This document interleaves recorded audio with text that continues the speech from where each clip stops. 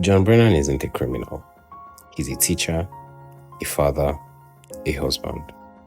But when his wife Lara is locked away for murder with no way out, he becomes something else. Something desperate, something dangerous. This isn't just a thriller, it's a husband's last stand and the cost of love. Hello, welcome to Bonfire Recaps. Please remember to like, share, and subscribe if you haven't. Now sit close and let's get burned. The next 3 days starts with John Brennan, Russell Crowe. He's a community college English teacher. He lives a quiet life with his wife Lara, who's played by Elizabeth Banks. They have one young son, Luke. The murder of Elizabeth Keys. Their world collapses when Lara is arrested for murdering her co-worker one morning.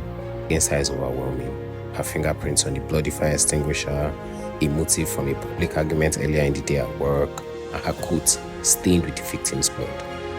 Despite her claims of innocence, Lara is sentenced to life in prison. 2 years pass, and all appeals fail. Everyone fights for their boss. But this one ended up dead. I'm saying that it no longer matters what we believe. Lara is not getting out!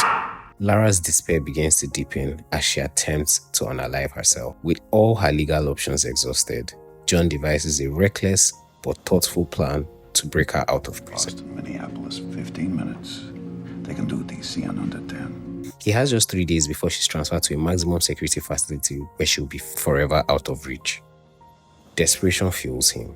He researches prison escapes, he bribes an ex-con for tips, he learns how to crack car locks, and with money running low, he robs a drug den at gunpoint. A forgery for fake passports goes wrong, and with every setback, the clock tightens. John devises a plan to fake a medical emergency. He breaks into a medical delivery van using a tennis ball trick he learned earlier to bypass the lock. He alters Laura's blood test results to show a critical condition which will force the prison to transfer her to the hospital. Needing cash for escape, John robs a meth lab at gunpoint. Chaos erupts, he kills the cook in self-defense, blood staining his hands. It's an emotional scene, and later he visits his parents, acting normal, knowing he might never see them again. John's emergency plan works.